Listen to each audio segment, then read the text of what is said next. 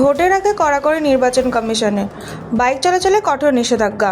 আসন্ন নির্বাচনের আগে আইন শৃঙ্খলা বজায় রাখতে কড়া পদক্ষেপ নিল নির্বাচন কমিশন।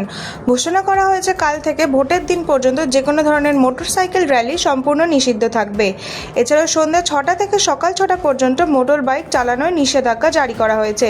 ভোটের দিন সকাল 6টা থেকে সন্ধ্যা 6টা পর্যন্ত বাইকের পিছনে কাউকে বসানো যাবে না, তবে কিছু ক্ষেত্রে রাখা হয়েছে ছাড়। চিকিৎসা বা জরুরি পরিষেবা, পারিবারিক অনুষ্ঠান, স্কুল পড়ুয়াদের যাতায়াত এবং সুইগি, জোম্যাটোর মতো অনলাইন ডেলিভারি কর্মীরা বৈধ পরিচয়পত্র সঙ্গে থাকলে চলাচল করতে পারবেন। ভোটের দুদিন আগে থেকেই কড়াকড়ি কার্যকর হচ্ছে যাতে শান্তিপূর্ণ নির্বাচন সম্পন্ন করা যায়, এমনটাই জানিয়েছে নির্বাচন।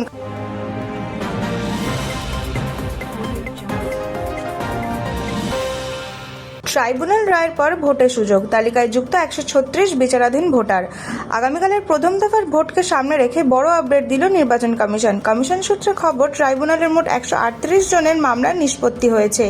এর মধ্যে শুনানির পর 2 জনের নাম বাদ পড়েছে, ফলে তালিকায় যুক্ত হয়েছে 136 জন, যারা আগামীকাল ভোট দিতে পারবেন। ভোররাতে নির্বাচন কমিশন প্রকাশ করেছে প্রথম দফার সাপ্লিমেন্টারি তালিকা। সুপ্রিম কোর্টের নির্দেশ মেনে এই তালিকা প্রকাশ করা হয়েছে কমিশনের ওয়েবসাইটে। শুধু নাম যুক্ত হওয়া নয়, বাদ পড়া নামের তালিকাও প্রকাশ করা হয়েছে স্বচ্ছতা বজায় রাখতে। কমিশন আরও জানিয়েছে, যেসব বুথে ট্রাইব্যুনালের মাধ্যমে কোনো নিষ্পত্তি হয়নি সেখানে ওয়েবসাইট ক্লিক করলে সেই তথ্য দেখা যাচ্ছে। উল্লেখযোগ্যভাবে গত 6 এপ্রিল প্রকাশিত সাপ্লিমেন্টারি তালিকা অনুযায়ী মোট 27,16,393 জন বিচারাধীন ছিলেন। এই পরিস্থিতিতে প্রশ্ন উঠেছে, শেষ মুহূর্তে এই তালিকা সংশোধনের ভোটের ফলাফলে কতটা প্রভাব ফেলতে পারে।